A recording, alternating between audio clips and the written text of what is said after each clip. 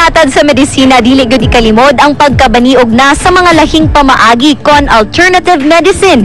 Usas pinakapopular niini ang mga traditional Chinese medicine. Apan gawa sa herbal medicine, epektibo sab matud panghiman sa pagpanambal ang dagom. Medyo lahi gyud siya mga kamags. Kani ang gitawag og acupuncture. Gituuhang na imbento ang acupuncture pila ka century na ang milabay didto sa China.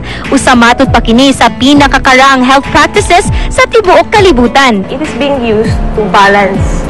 Kaya ang principles nila, nakasakit ang tao kay nai-imbalance ka kahitabo or nai-blockage atong energy flow.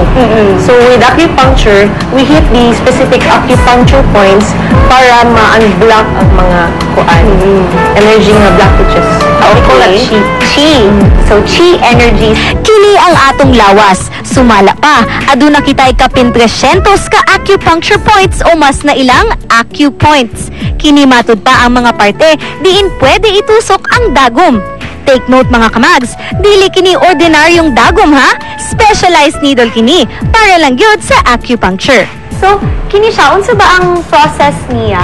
How does it work man? So, Magkuha sa tag-history nimo, kanon sa nato unsay mga deficiency nimo or unsay sakit nimo. And ta mag-create og pattern asa ta magtusok. Si bisan kinsa matud pa ang pwedeng mo pailawom sa acupuncture mga kamags, as long as dili mahadlok og dagom og dunay igong kusog nga maantos ang gamay kaayong sakit. Og nilang mga mabdos, medyo dili kini advisable. Sanglit, adunay mga specific points nga dili pwede kanila. unsa pa ba ang lain nga posible nga benefits ani? General well-being like stimulation para detoxification. Dayon i-enhance na to ang immune system. Then distressing. Grabe kay ka-toxic ilang lifestyle. Ano sila din for acupuncture. Then makaingon sila nga medyo ga-increase ang ilang bowel movement. So mag-detox nila. Ma-feel din ang detox. So one thing is kanang insomnia pod. Kanang dili makatulog. So makatabang pud siya. I also heard nga naapod ni siya cosmetic nga acupuncture. So, how does this work? Unsa man pud ang mga benefits sa cosmetic acupuncture? Cosmetic acupuncture, usually ang uso karon ka ng lift acupuncture facial para stimulate nato ang mga collagen fibers sa atong. They're using the same points of traditional medicine, Chinese, pero may mga specific muscles na naka-target para ma-lift siya, para ma-relax. So, if you're scared of facelift, surgical, you can go for acupuncture also. Dili sa CDO anaa sa 250 pesos pataas ang acupuncture fee ug ang needle niini anaa sa 20 pesos pataas ang matag usa. So aside ani Doc, unsa man pud ang ubang mga gamit that we need na atong gamiton for acupuncture? Basic kana ra gid, needles, then alcohol, cotton para sterilize tong area nga tusukan. Honestly mga kamags, mahadlok yun ko og dagom og gawas pa ni ana. Wala pasad ko nakasulay og acupuncture. Busa, gihangyo gyud nako si Dr. Grace nga usa lang kadagom ang itusok sa apua.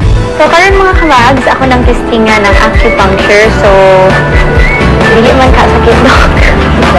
Pagbanang ana lang Doc. Mami, bilang mo pala Doc kasi lang. Ilat mo wait lang. Wala ko na-prepared. Oh my gosh. Ay, wala lang.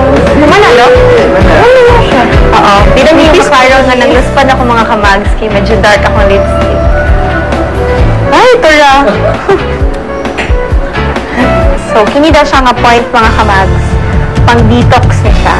Dili siya sakit actually. Murag naalang siya kabalo ko nga na ay needle diha. Pero dili siya sakit. Pero weird siya. Hinadlok ko. Dili nagantangon. Base sa akong na-experience mga kamags, sukwahi kini sa pagtuo sa uban nga sakit ang acupuncture. Busa, kung kamo dunay plano musulay niini, dili angay mahadlok. Kay gawas nga affordable, safe and effective sab kini. Og approved pa sa World Health Organization.